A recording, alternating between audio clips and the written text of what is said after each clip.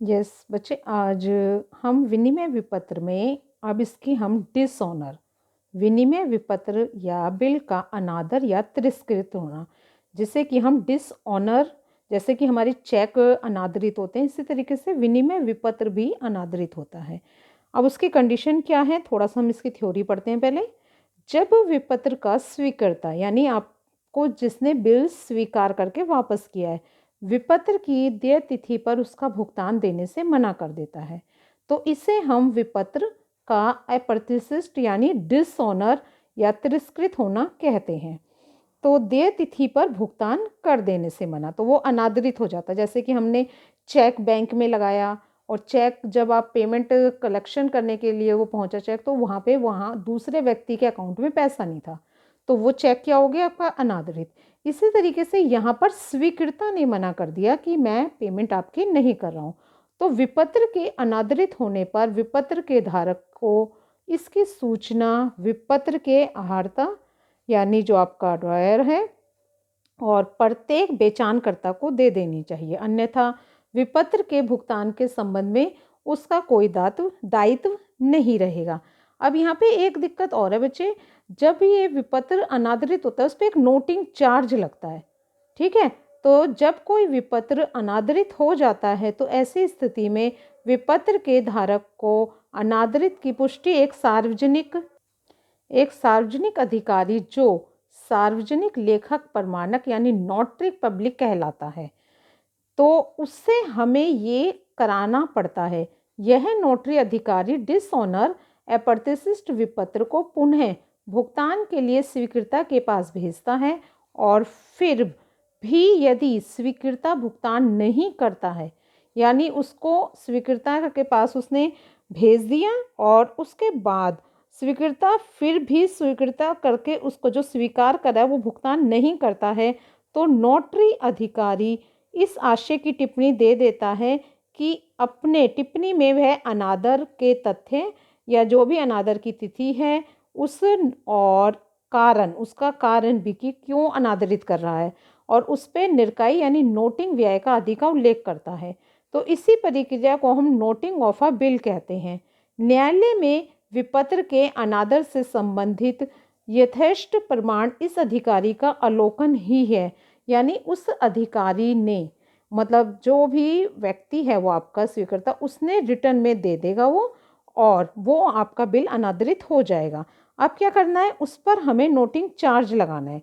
सार्वजनिक लेखा प्रमाणक को विपत्र पुनः प्रस्तुत करेगा और उस पर अनादर का अवलोकन यानी नोटिंग करने का शुल्क, अवलोकन यानी निर्क्रिय व्यय यानी आपका नोटिंग चार्ज कहलाता है। तो सरल सी भाषा में हम ये कहें कि जो भी हमारा विपत्र है पुनः प्रस्तुत करने पर भी यदि उसका अनादरित हो रहा है, तो उसको अनादरित करने के लिए हमारे ऊपर जो खर्चा आया है तो वो हम सामने वाले पक्ष से ग्रहण करेंगे, प्राप्त करेंगे। तो जो वो ये व्यय प्राप्त करते हैं वो हमारा नोटिंग चार्ज कहलाता है। अवलोकन व्यय का भुगतान प्रारंभ में आपके लेखक, बैंक या बेचान ग्राही को ही करना पड़ता है, परंतु अंत में इसका भार जो पड़ता है वो स्वीकृता पर। कहने का मतलब सबसे पहले तो ड्रॉयर और या जो आपका बेचान करता वो कर देगा, लेकिन जो अंतिम भुगतान होगा वो आपके स्वीकृता को ही देना पड़ेगा। जब कोई विपत्र अनादरित हो जाता है तो स्वीकृता न केवल विपत्र की राशि अपितु उसका नोटिंग चार्ज का भी देनदार हो जाता है, यानी आपका ड्रॉई या ना आपका जो स्वीकृता है वही नोटिंग चार्ज का भुगतान करेगा। तो आइए हम इसकी कुछ जर्नल एंट्री देखते हैं। आपकी ड्रॉयर की किताब में हम क्या लिखेंगे, देखिए इससे ऊपर तो वही एंट्री आएंगी जो अब तक हमने करी है। कौन सी, बिल आपका लिखा स्वीकार हुआ, BR डेबिट टू जो भी व्यक्ति है। उसके बाद यदि उसने अपने पास रखा देय तिथि तक, तो वहां पर ये देखो तिरस्कृत होने की चारों कंडीशन है जो हमने अभी तक सीखी हैं। यदि बिल तिरस्कृत होने पर जब बिल आहर्ता के पास हो तो होगा drawee debit to BR to cash account.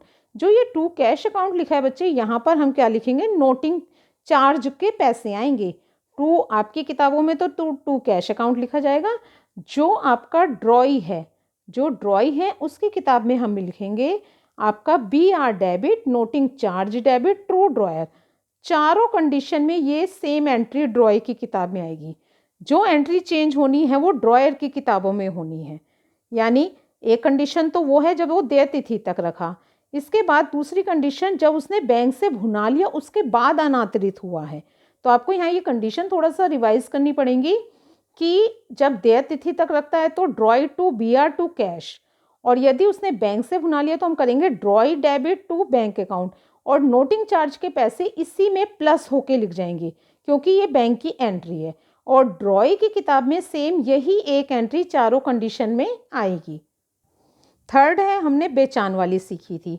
बेचान वाली में क्या होगा, ड्रॉई डेबिट टू एंडोर्सी, जो भी आपका बेचान आपने जिसको दिया है, बेचान प्राप्त करता। इसके बाद फोर्थ कंडीशन आती है जब बिल बैंक में वसूली के लिए भेज दिया तब वो अनादरित हो रहा है, तो drawee debit to bill for collection, credit आपका टू बैंक अकाउंट। ये टू बैंक अकाउंट जो लिखा है यहाँ नोटिंग चार्ज के पैसे आएंगे, और जो आपकी ड्रॉई की किताब है उसमें सेम वही एक एंट्री रहेगी। तो अब हम इसका एक उदाहरण देख लेते हैं पहले। जैसे ये उदाहरण है, यहाँ 1 जुलाई 2019 को अनिल ने नरेश को 5,000 का माल बेचा और उसी दिन विपत्र 3 महीने की अवधि का नरेश पर लिखा, जिसे नरेश ने स्वीकार करके अनिल को लौटा दिया। देय तिथि पर आपका बिल अनादरित हो गया और 40 रुपये आपने नोटिंग व्यय लगाए हैं। तो अब यह है चारों कंडीशन, मतलब माल बेचने की और बिल लिखने की तो एक ही एंट्री बनेगी। अब नंबर 2, 3, 4 ये जो क्रम दिया हुआ है यहाँ पर हम इनकी एंट्री देखेंगे कि यहाँ पर आपने क्या क्या करना है। ठीक है, अलग अलग हम उनकी एंट्री यहाँ पे करेंगे। ठीक है, तो यहाँ पर देखिए फर्स्ट एंट्री, सबसे पहले हम अपनी ड्रॉयर की किताब खोलेंगे, जर्नल फॉर ड्रॉयर। नरेश को माल बेच दिया उसने तो नरेश डेबिट टू सेल्स, इसके बाद B R debit to Naresh.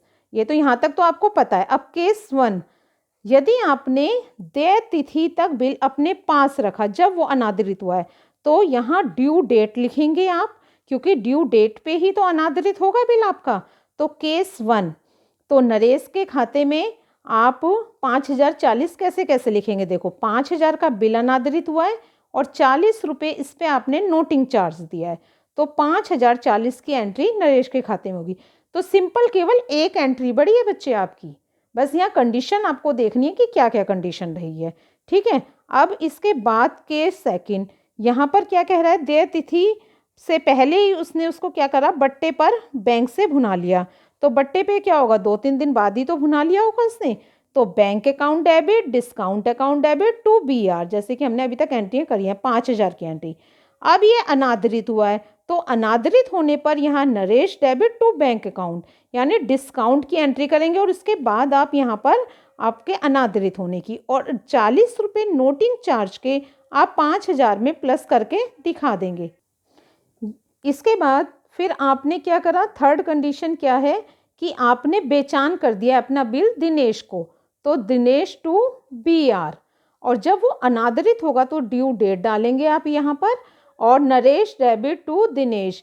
क्यों, क्योंकि यहाँ पर आपका नरेश कौन था, यहाँ पर आपका स्वीकृता, तो स्वीकृता को आप डेबिट करेंगे और जिसको आपने बिल बेचान करा है उसको यहाँ पर डेबिट करेंगे, और जो आपका स्वीकृता था जिसको बेचान करा है उसको आप यहाँ पे क्या कर रहे हैं, यहाँ आपने, तो ये आपका बेचान प्राप्त करता था दिनेश। यहाँ देखिए ना, लेखक ने विपत्र का अपने लेनदार दिनेश को कर दिया है। हाँ, तो दिनेश यहाँ पर आपका क्रेडिट होगा और जो स्वीकृता है वो आपका डेबिट होगा, और नोटिंग चार्ज के आप इसमें ही इंक्लूड कर देंगे, अलग से नहीं दिखाएंगे। अब केस आपका कंडीशन 4 है, जब आपने बिल फॉर कलेक्शन के लिए भेजा है। ठीक है, तो बिल फॉर कलेक्शन डेबिट और टू बी आर क्रेडिट। इसके बाद वाली एंट्री की जगह आप यहाँ पे आप डिसऑनर की एंट्री करोगे, तो नरेश डेबिट, हर कंडीशन में आपका नरेश डेबिट हो रहा है। क्यों, क्योंकि आपका स्वीकृता है। टू बिल फॉर कलेक्शन आपका, और टू बैंक अकाउंट।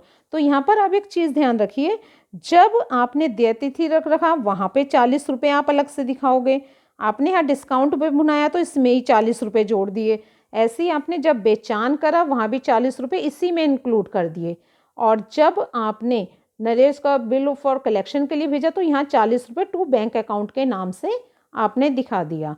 तो ये आपके एक एग्जाम्पल के साथ मैंने इसकी थ्योरी आपको डिसऑनर वाली आपको एक्सप्लेन कर दी है बच्चे।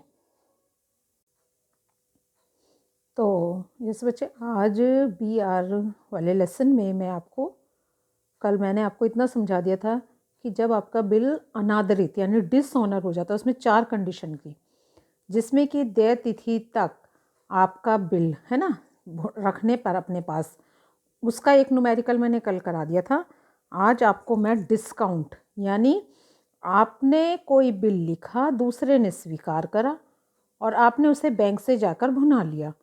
ठीक है, जैसे कि राम ने श्याम के ऊपर 2000 का बिल लिखा, श्याम ने उसे स्वीकार करके वापस दे दिया, राम ने उसे बैंक से 4% बट्टे पर भुना लिया। भुगतान तिथि पर बैंक ने उस विपत्र को श्याम के सम्मुख प्रस्तुत करा तो उसने उसे तिरस्कृत अर्थात डिसऑनर कर दिया। बैंक ने अपना खर्चा लिया 10 रुपये, ठीक है, और दोनों की जर्नल प्रविष्टि कीजिए। तो केवल हमें यहाँ पर एक एंट्री और जोड़नी है डिसऑनर वाली। अभी तक जो हम क्वेश्चन करते आ रहे थे उसी तरह का क्वेश्चन बनेगा ये सिंपल। तो in the books of Ram, क्योंकि राम हमारा ड्रॉयर है, जनवरी की 1 तारीख उसने बिल लिखा और स्वीकार होकर उसके पास आ गया। और कितने रुपए का? ये 2000 रुपये। और किसने स्वीकार करा है? ये आपके श्याम ने। बीइंग बिल एक्सेप्टेशन रिसीव, ठीक है, ये क्रेडिट में चले गए आपके 2000 रुपये। तो ये फर्स्ट एंट्री हो गई आपकी, ठीक है। इसके बाद राम ने, श्याम ने उसे स्वीकार कर लिया, राम ने उस विपत्र को बैंक से बट्टे पर भुना लिया। चलिए अब हम बैंक की एंट्री करते हैं। अब एक चीज़ बताओ, जब उसने बिल लिखा होगा तो एक आध दिन बाद ही तो वो बैंक में गया होगा, तो बेशक उसने आपको मतलब ये लिखता कि उसी दिन उसे और उस विपत्र को बैंक से हाँ उसी दिन भुला लिया, ठीक है, हम उसी दिन की डेट डालते हैं। नहीं तो जो डेट हमें दी हुई होती तो हम फिर वो डेट डालते। Bank account debit discount account debit, और आपका क्या आता है यहाँ पे टू BR अकाउंट। नरेशन हम क्या लिखेंगे? Being bill discounted by bank. आपने बैंक से डिस्काउंटेड पर उसे बिल को कैश करा लिया, ठीक है। कितने रुपए का बिल है ये? आपका 2000 रुपये का, ठीक है। तो यहाँ तो हम पूरे 2000 रुपये लिख देंगे। आपको मैंने डिस्काउंट निकालना सिखाया था।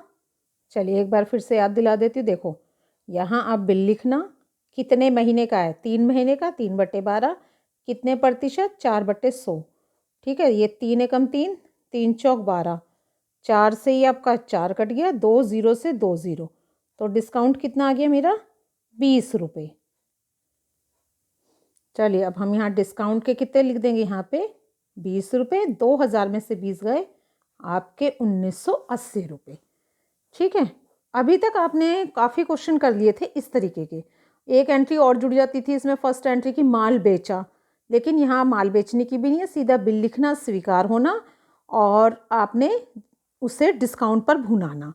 अब क्या कहा उसने कि तिरस्कृत होना, तो ये आपका डिसऑनर हो गया है। तो अब हम ड्यू डेट डालेंगे, 3 महीने की है, तो जनवरी, फरवरी, मार्च और आपका अप्रैल की 1 तारीख। तो ड्यू डेट बन गई हमारी 4, 3 दिन इसमें अनुग्रह के हमने प्लस कर दिए। तो हम यहाँ ड्रॉयर को डेबिट करोगे जब भी आपका बिल अनादरित होगा। तो ड्रॉयर कौन है मेरा यहाँ पे? श्याम, डेबिट। अब जो हमने कल क्वेश्चन किया था उसमें क्या बताया था मैंने? श्याम यहाँ था और to BR to cash noting charge के पैसे, लेकिन जब आपने इसे डिस्काउंट पर भुना लिया है तो उसमें हमने क्या एंट्री सीखी थी, drawer debit to bank account. ठीक है, तो यहाँ अब आपकी एंट्री ये वाली चेंज हो जाएगी। यहाँ हम लिखेंगे Shyam debit to bank account, और कितने का बिल था, 2000 का, और 10 रुपये उन्होंने नोटिंग चार्ज लिया।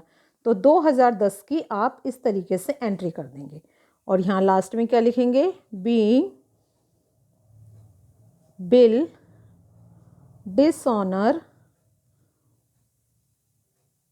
On due date, due date पर आपका बिल अनादरित हो गया। तो ये आपकी ड्रॉयर की किताबों की एंट्री कंप्लीट। ये बिल अनादरित होने पर हमेशा आपका ड्रॉयर डेबिट होगा, यदि डिस्काउंट पर भुनाया है तो यहाँ टू बैंक आएगा, और टोटल रुपए में नोटिंग चार्ज आपके प्लस हो जाएंगे। अब हम किताबें खोलेंगे, इन द बुक्स ऑफ आपका श्याम, यहाँ पे इसे क्लोज कर देते हैं।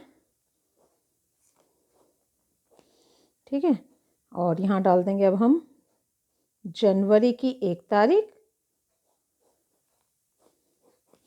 और कौन सा ईयर है हमारा, 2016। अब इसने बिल लिखा तो इसने स्वीकार करा, किसको, राम को, है ना। तो Ram to BP account, Ram debit 2000, और ये आपके 2000, बीइंग बिल एक्सेप्टेशन गिवन, उसने रिसीव करी, इसने दी। ठीक है, अब क्या होगा यहाँ पे, अब यहाँ पर ड्यू डेट पर आपने बिल अनादरित कर दिया है। ठीक है, तो यहाँ एक ही एंट्री आएगी, क्योंकि ये जो डिस्काउंट पर भुनाते हैं इसके विपरीत हमारे ड्रॉई की किताब में कोई एंट्री नहीं होती है। ठीक है, ये इसने भुनाया था राम ने, तो इसी की किताबों में लिखेंगे।